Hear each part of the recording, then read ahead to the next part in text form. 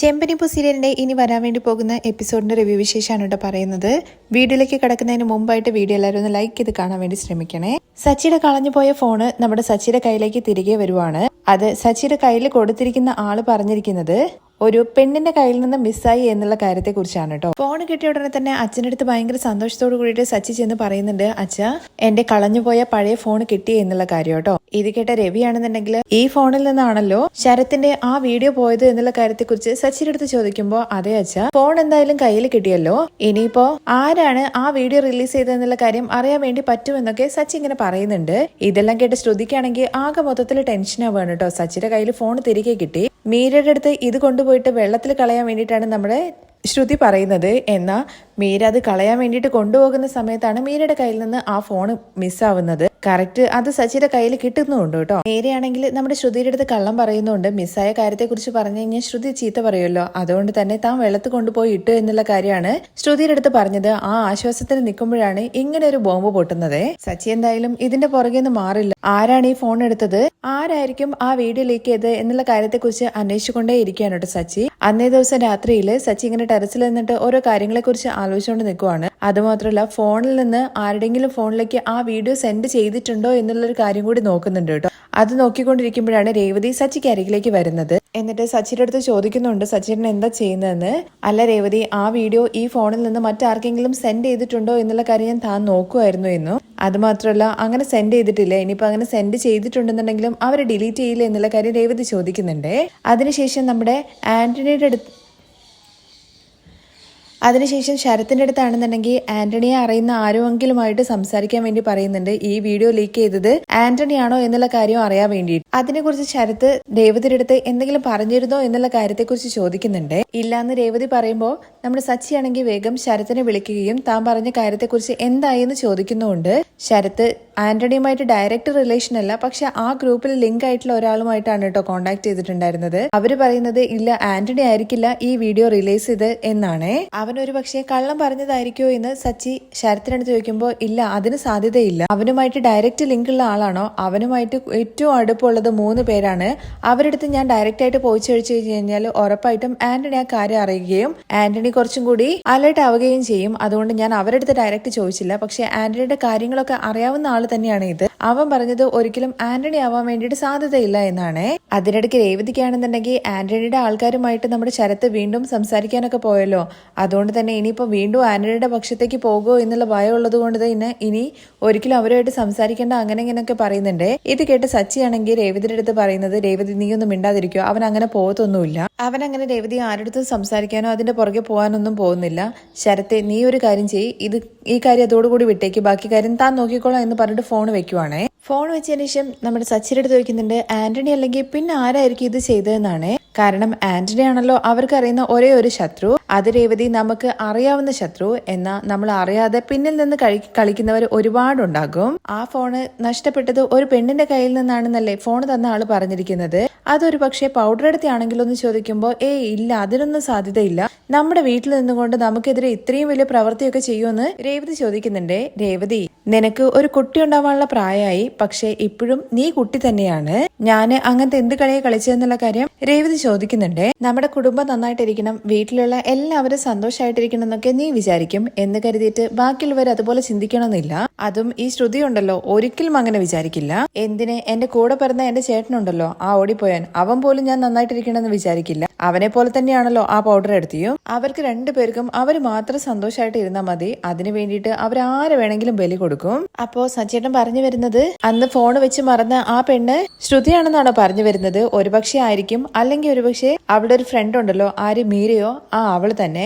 മീര ഒരിക്കലും അങ്ങനെ ചെയ്യുന്ന ആളല്ല എന്നുള്ള കാര്യം രേവതി പറഞ്ഞു കേട്ട ഉടനെ തന്നെ നീ വെളുത്തതെല്ലാം പാലെന്ന് വിചാരിക്കുന്ന ആളാണ്. അപ്പോഴും രേവതിക്ക് അങ്ങ് വിശ്വസിക്കാൻ വേണ്ടി പറ്റുന്നില്ല. നമ്മളുമായിട്ട് അടിയുണ്ടാക്കാൻ വേണ്ടിയിട്ട് അവള് ഇങ്ങനത്തെ പണിയൊന്നും ചെയ്യുന്നുള്ള കാര്യം തോന്നുന്നില്ല.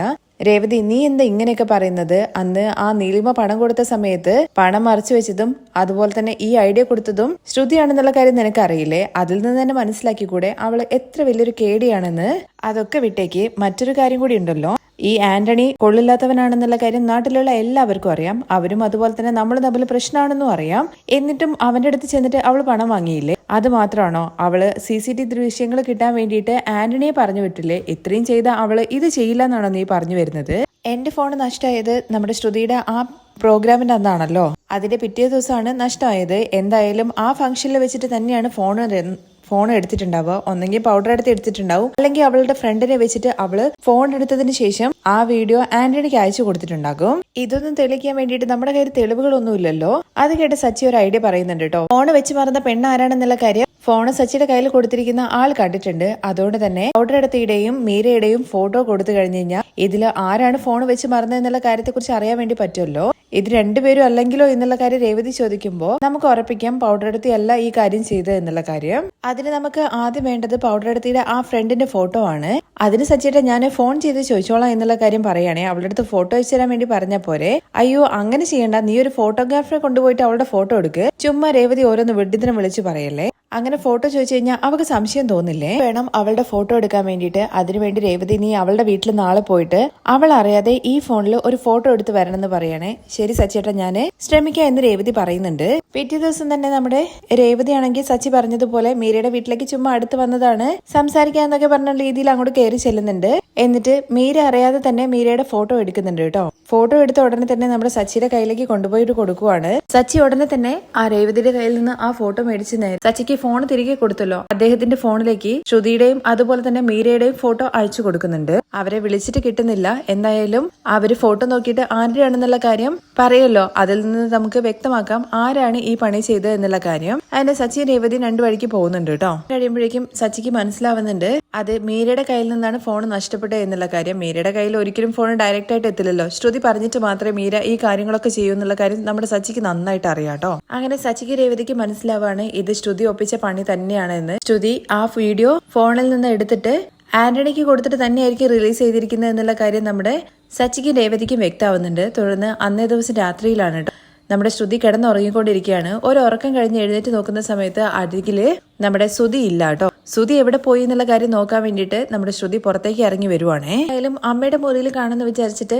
അമ്മയുടെ മുറിയിലും ചെന്ന് നോക്കുന്നുണ്ട്. പക്ഷെ അവിടെ ചന്ദ്രമതിയും കാണുന്നില്ല, ആന്റിയും കാണുന്നില്ലല്ലോ. ഇപ്പൊ എവിടെ പോയി എന്ന് വിചാരിച്ചിട്ട് ടെറസിലും അവിടെ ഇവിടെ ഒക്കെ പോയി നോക്കുന്നുണ്ട്. പക്ഷെ രണ്ടുപേരെയും കാണുന്നില്ല കേട്ടോ. ഇരിക്കുന്ന സമയത്താണ് നമ്മുടെ രേവതിയാണെന്നുണ്ടെങ്കിൽ മുടിയൊക്കെ അങ്ങനെ അഴിച്ചിട്ടിട്ട് ഒരു പേടിപ്പെടുത്തുന്ന രീതിയിലാണ് കേട്ടോ അവിടെ ഇങ്ങനെ നിൽക്കുന്നത്. രേവതി അവിടെ കണ്ട ഉടനെ തന്നെ നമ്മുടെ ശ്രുതിയാണെന്നുണ്ടെങ്കിൽ രേവതി നീ എന്താ ഇവിടെ എന്ന് ചോദിക്കുന്നുണ്ടേ. തിരിഞ്ഞു നിൽക്കുവാണ് കേട്ടോ രേവതി എന്ന് പറഞ്ഞിട്ട്. അടുത്ത് ചെന്നിട്ട് നമ്മുടെ ശ്രുതി തൊട്ട് നോക്കുന്നൊക്കെയുണ്ട്. അപ്പോഴാണ് രേവതി ഇങ്ങനെ തിരിയുന്നത്. മുടിയൊക്കെ അഴിച്ചിട്ടിട്ട് കണ്ണൊക്കെ അങ്ങനെ ചുമന്ന് ആകെ കലിപ്പ് തുള്ളിയ രീതിയിലാണ് കേട്ടോ നമ്മുടെ രേവതി നിൽക്കുന്നത്.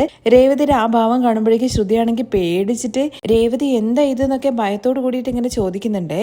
കുറച്ചു നേരം പേടിപ്പെടുത്തുന്ന രീതിയിൽ ഇങ്ങനെ ആർത്താർത്ത് ചിരിക്കുന്നൊക്കെ ഉണ്ട് കേട്ടോ. അതിനുശേഷം ഫോൺ കയ്യിലെടുത്തിട്ട് സച്ചിയുടെ കയ്യിൽ നിന്നും ഫോൺ എടുത്തിട്ട് നീയാണല്ലടി വീഡിയോ ലീക്ക് ചെയ്തെന്ന് ചോദിക്കുമ്പോഴേക്കും ശ്രുതിയാണെങ്കിൽ പേടിച്ചിട്ട് ഓടി അങ്ങ് മാറി നിൽക്കുന്നുണ്ട്. ഈ ഫോണിൽ നിന്നും വീഡിയോ സെൻഡ് ചെയ്തിട്ട് നീ ശരത്തിന്റെ ജീവിതം തകർക്കാൻ വേണ്ടി നോക്കിയല്ലേടി?